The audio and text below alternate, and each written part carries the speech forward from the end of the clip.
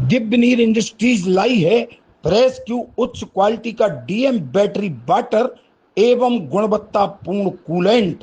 आपकी बैटरी और आपके वाहन के लिए बेहतरीन प्रोडक्ट अपने दुकानदार से सिर्फ प्रेस क्यू ही मांगिए।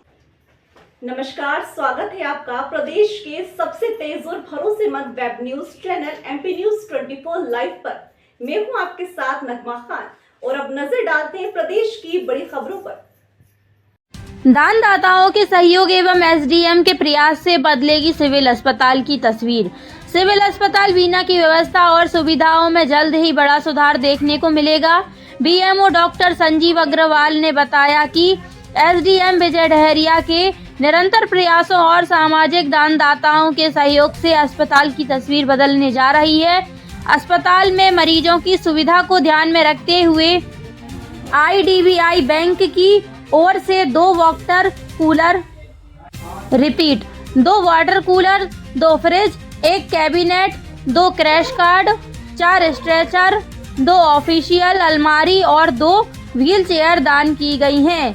इसके साथ ही डॉक्टर रश्मि सिंघाई एवं उनके परिवार तथा डॉक्टर अंजन पंडित के द्वारा एक computer system with printer civil अस्पताल बीना के लिए दान किया गया है। एसडीएम विजय डहरिया ने बताया कि समाज के सहयोग से सरकारी अस्पतालों में संसाधन बढ़ाने और मरीजों को बेहतर सुविधाएं देने का यह प्रयास आगे भी जारी रहेगा। बीना से लक्ष्मण सिंह राजपूत की रिपोर्ट। सिविल अस्पताल में कुछ दानदाताओं ने उपयोग के लिए सामग्री दान की है, उसके लिए क्या कहें? जी हाँ, आज हमारे मेडिकल क्षेत्र के डॉक्टर रश्मि सिंघई और डॉक्टर अंजन पंडित के द्वारा एक कंप्यूटर सेट, प्रिंटर और उसके सभी पैराफेरनेलिया हमको सिविल अस्पताल बीना में डाटा एंट्रियों की बैकलॉग को पूरा करने के लिए उन्होंने गिफ्ट किया है। और इससे हमारे यहाँ की डाटा एंट्री की व्यवस्थाएं सुदृढ़ होंगी, क्योंकि हमारे एक साथ 54 प्रकार के राष्ट्रीय कार्यक्रम चलते हैं जिनकी ऑनलाइन एंट्रियां होना रहती हैं और हमारे पुराने सिस्टम खराब हो गए थे। तो उन्होंने सहर्ष ये सिस्टम हमको आज दान दिए हैं। साथ ही कुछ मेडिकल स्टोर की बहुत सारे प्रोपराइटर आए थे जिनके साथ मीटिंग हुई और उनसे उन्होंने दान देने के लिए अपना इच्छा जाहिर की।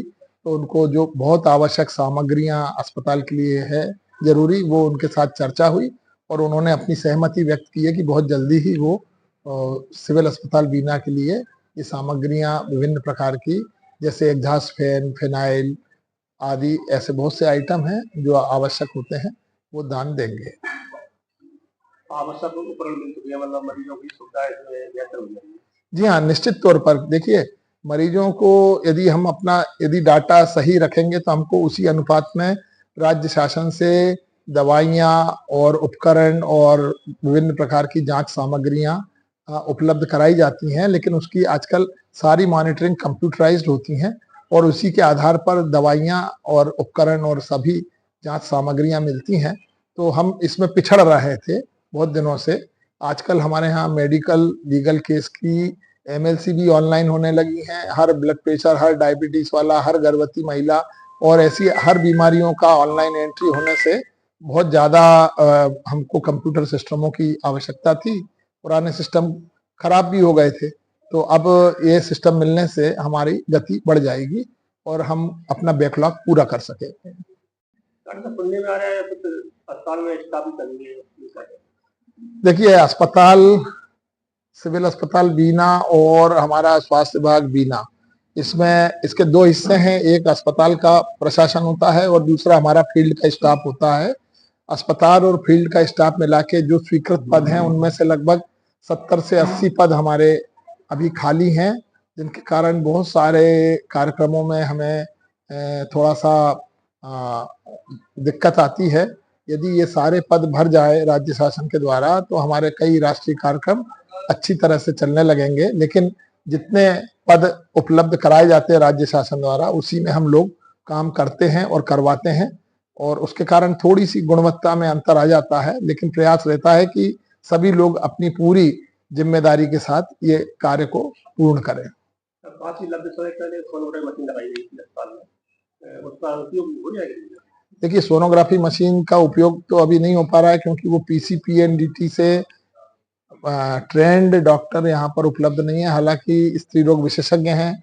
मेरी कल ही हमारे रीजनल डायरेक्टर ऑफिस से बात हुई थी और हमने पुनः डॉक्टर नेहा कटारे का नाम सोनोग्राफी की ट्रेनिंग के लिए प्रस्तावित किया है और उनकी यदि 15 दिन की ट्रेनिंग पीसीपीएनडीटी की हो जाती है और वो उसे पूर्ण कर लेती हैं तो बहुत जल्दी ही हमारे यहाँ सोनोग्राफी की व्यवस्था सुचारू रूप से चलने लगेंगी।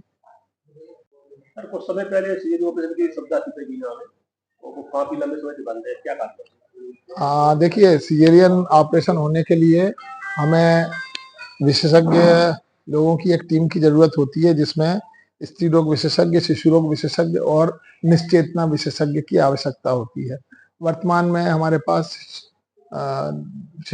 स्त्री रोग विशेषज्ञ एवं निश्चेतना विशेषज्ञ है। उसमें से भी निश्चेतना विशेषज्ञ अभी छुट्टी पर चल रहे हैं और ओटी भी अभी हमारी फंक्शनल पूरी तरह से नहीं है। तो जैसे ही ये हो जाएगा तो ये ऑपरेशन चालू हो जाएंगे।